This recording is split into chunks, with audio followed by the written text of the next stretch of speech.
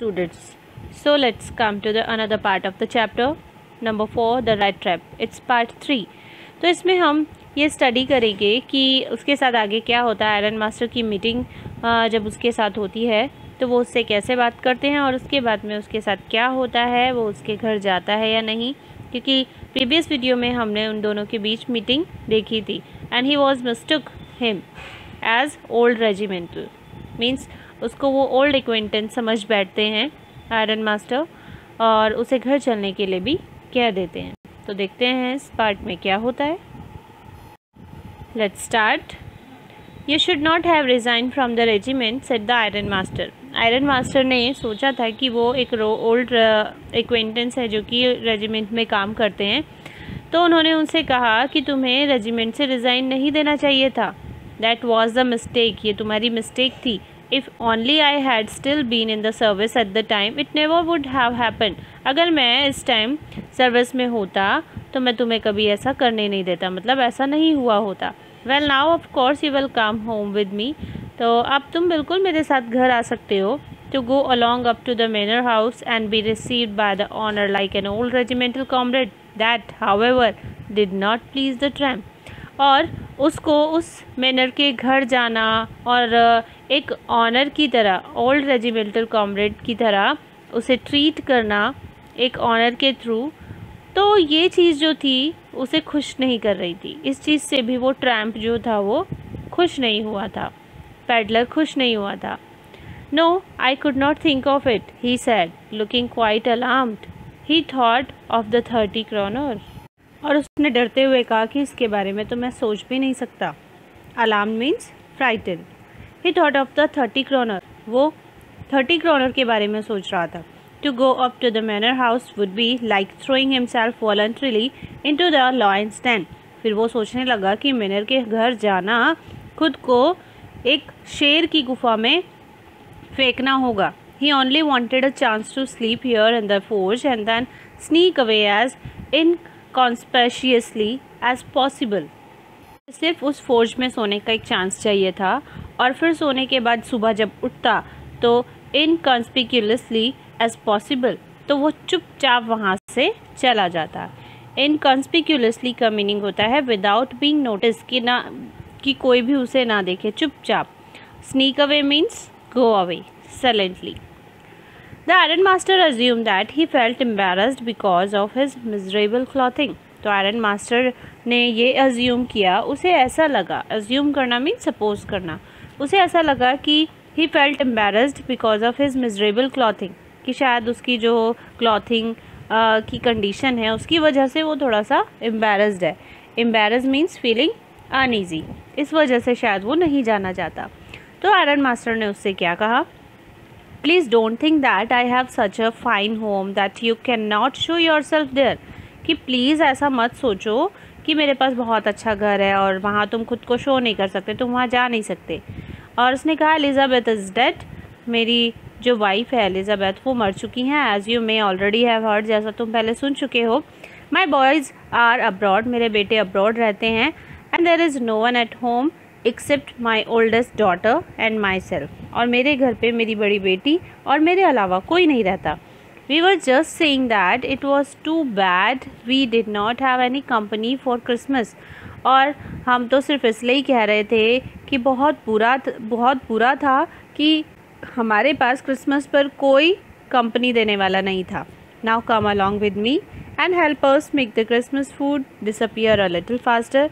तो इसीलिए मैं चाहता हूँ कि तुम मेरे साथ आओ और क्रिसमस फूड इंजॉय करो। But the stranger said no, लेकिन स्ट्रेंजर ने कहा नहीं। And no and again no, उसने बार बार ना कह दिया। And the iron master saw that he must give in. तो आयरन मास्टर ने क्या देखा कि he must give in. Give in means हार मान जाना, सरेंडर कर देना, तो उसने हार मान ली।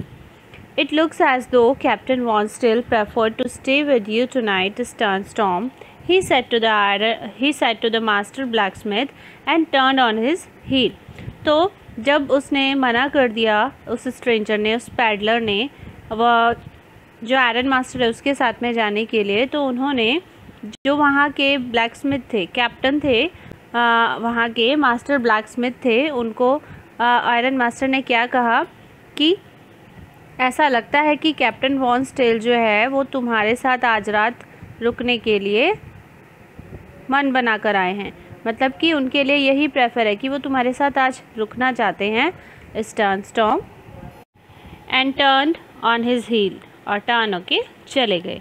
But he laugh to himself as he went away, लेकिन जब वो जाने लगे तो वो हंसने लगे। एंड द ब्लैक स्मिथ, और वो ब्लैक स्मिथ भी हंसने लगा। मतलब कि आयरन मास्टर जब जैसे ही वहाँ से गए तो ब्लैक स्मिथ और पैडलर दोनों हंसने लगे। न्यू हिम, वो ब्लैक स्मिथ क्यों हंसने लगा? क्योंकि पैडलर को वो जानता था। अंडरस्टूड वेरी वेल दैट, बहुत अच्छे से समझ गया था कि he had not said his last word, कि उसने अपने आखिरी शब्द नहीं कहे थे। It was not more than half an hour before they heard the sound of carriage wheels outside the forge, and a new guest came in, but this time it was not the Iron Master. तो जैसे ही उन्होंने सब कुछ होने के बाद में अपने काम को फिर से स्टार्ट किया तो आधा घंटा भी नहीं हुआ था, इतने में ही उन्हें बाहर से गाड़ी के पहिए की रुकने की आवाज़ आती है और अब नया गेस्ट अंदर आता है, लेकिन इस टाइम आयरन मास्टर नहीं थे। And who was? Let's read out the next slide. Let's come to the next point. He had sent his daughter. तो वहाँ कौन आया था? उनकी डॉटर, आयरन मास्टर की बेटी आई थी। Apparently hoping that she would have better powers of persuasion than he himself. तो उसे ऐसा लगा कि जो आयरन मास्टर है उससे ज़्यादा पावर जो है परसुएशन की। परसुएशन क्या होता है? ब्रिंगिंग राउंड, मतलब मनाना किसी को। ब्रिंगिंग राउंड मीन्स मनाना, मीन्स आप किसी को भी अग्री करते हो किसी चीज़ के लिए, तो उसे लगा कि मुझे अग्री करने की पावर्स ज़्यादा है, इसीलिए वो खुद आती है। शी एंटर्ड, वो अंदर एंट्री करती है, फॉलोड बाय अ वेलेट, और उसके साथ में एक वेलेट भी था। वेलेट मीन्स सर्वेंट, जो अटेंड करने वाला होता है। Carrying on his arm a big fur coat, और उसने अपने हाथ पर एक बहुत ही बड़ा फर कोट रखा हुआ था।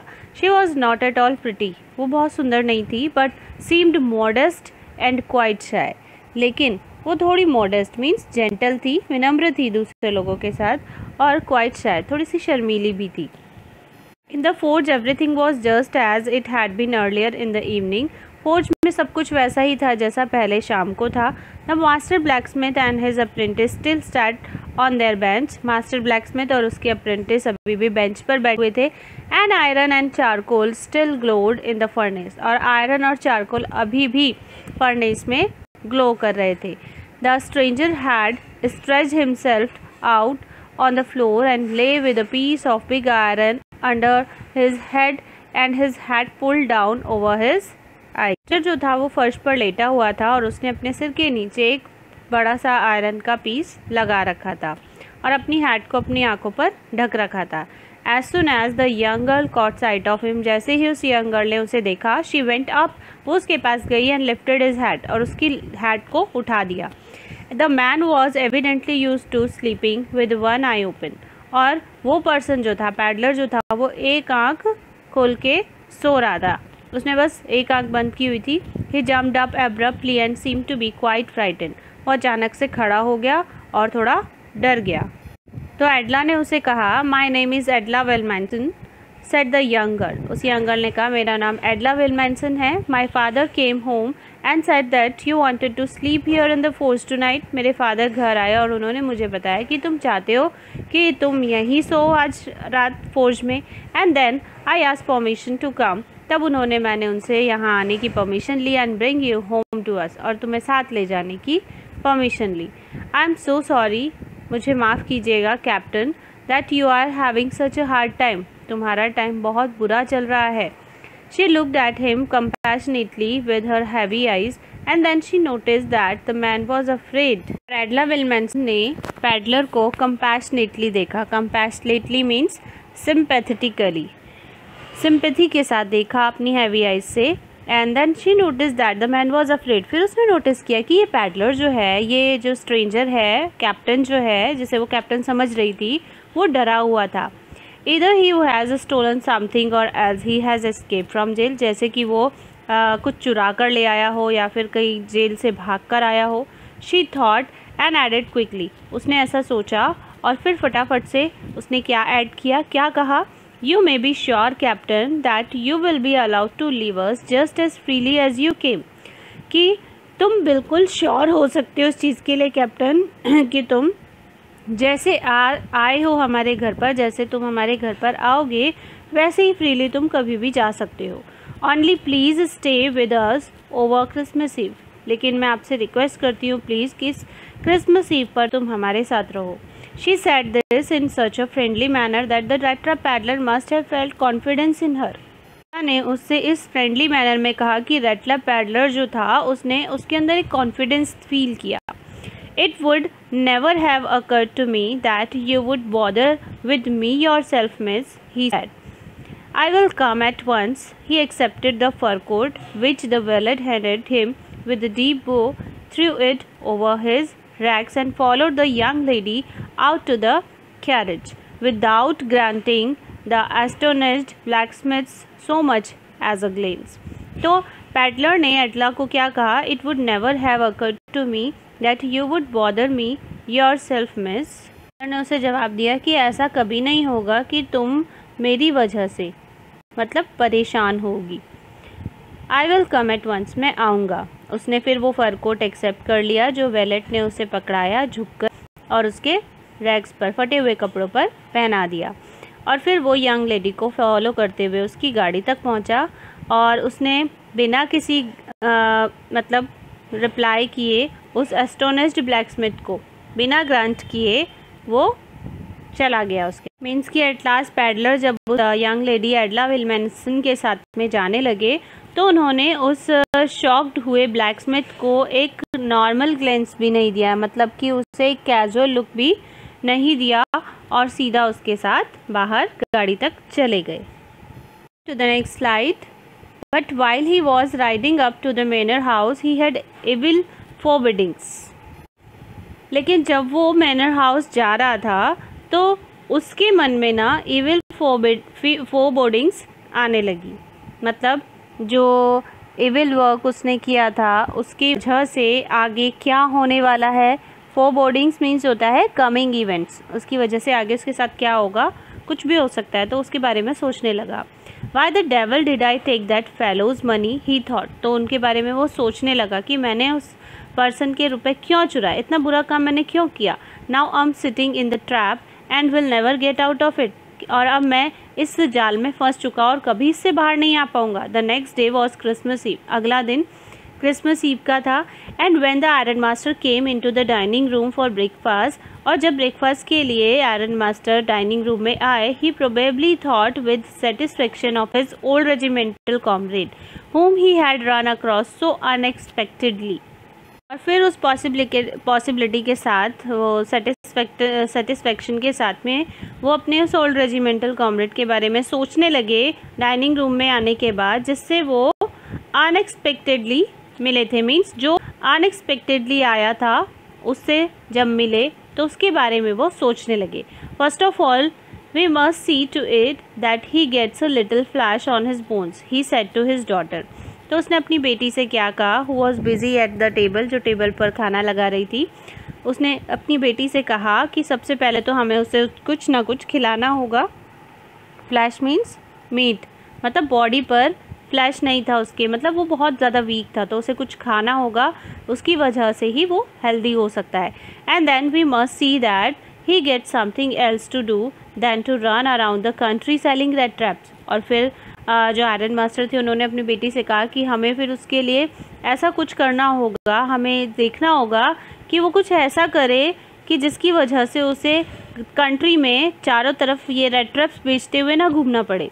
It is clear that things have gone downhill with him as badly as that. उसने कहा कि बहुत अजीब बात है. उसकी बेटी ने क्या जवाब दिया अपने पापा को कि ये बहुत अजीब बात है कि उनके साथ में बहुत ही बुरा हो रहा है. Last night I did not think there was anything about him to show that he had once been an educated man. और उसने कहा कि लास्ट नाइट मुझे बिल्कुल ऐसा नहीं लगा उनके बारे में, उनको देखकर कुछ ऐसा लगा ही नहीं कि वो एक एजुकेटेड पर्सन थे. You must have patience my little girl said the father. Father ने कहा कि तुम्हें थोड़ा पेशेंस रखना होगा my little girl. As soon as he gets clean and dressed up, you will see something different. तो उसने अपनी बेटी से कहा जैसे ही तुम देखोगी कि वो जब वो क्लीन हो जाएंगे, ड्रेसअप हो जाएंगे प्रॉपरली, तो तब तुम देखोगी वो बिल्कुल अलग नज़र आएंगे। Last night he was naturally embarrass, last night तो वो बहुत ज़्यादा एम्बेरस थे। The tramp manners will fall away from him with the tramp clothes. Word यहाँ किसके लिए यूज़ हुआ है? वॉन्डरर मीन्स पैडलर के लिए। तो उसने क्या कहा कि जो वॉन्डर है मीन्स जो रेड ट्रैप सेलिंग कर रहा है, जिसे उन्होंने ओल्ड कॉमरेड समझ लिया है, तो उसके बारे में वो उसके फादर कहने लगे कि ट्रैम्प के मैनर्स जो है ना वो किसकी वजह से गिरे हैं? ट्रैम्प क्लॉथ्स की वजह से गिरे हैं। इसी वजह से वो एजुकेटेड नहीं लग रहे थे। Just as he said this the door open, जैसे ही ऐसा कहा तभी दरवाज़ा खुला। एंड द स्ट्रेंजर एंटर्ड, और वो स्ट्रेंजर अंदर आया। Yes now he was truly clean and well dressed, अब वो बिल्कुल क्लीन था और वेल ड्रेस्ड था। The valet had bath him, valet ने उसे नहलाया था। कट हिज हेयर, उसके बाल काटे थे। एंड शेव्ड हिम, और उसकी शेविंग भी की थी। Moreover he was dressed in a good looking suit of clothes which belonged to the iron master, और इससे भी ज़्यादा क्या बात थी उसके बारे में कि उसने गुड लुकिंग सूट पहना हुआ था जो आयरन मास्टर का था। He wore a white shirt and starched collar and whole shoes, उसने वाइट कलर की शर्ट पहनी थी, कॉलर पहनी थी। स्टार्च कॉलर जो है आप उसे कुछ भी कह सकते हो, टाई कह सकते हो, बटरफ्लाई टाई जो होती है वो कह सकते हो। एंड होल शूज़, और दोनों शूज़ भी उसने पहने थे। तो मीन्स उसका गेटअप ही बिल्कुल चेंज हो चुका था। और अब हम आगे वाली जो वीडियो होगी उसमें देखेंगे कि क्या वो उसको पहचान पाते हैं iron master. Let's see. So I hope students you have understood the chapter properly. You enjoyed a lot with me with this chapter because it's a very interesting chapter. Not so much, but it is interesting because it connects with the reality of our life. Because sometimes we also see the luxurious things and we also tempt towards it to achieve that one. Okay, so we should not do this one. We should do hard work to achieve that one, to get this thing. Okay, so I hope you understood well. If you have any problem, then you can comment me to ask your question. Thank you so much.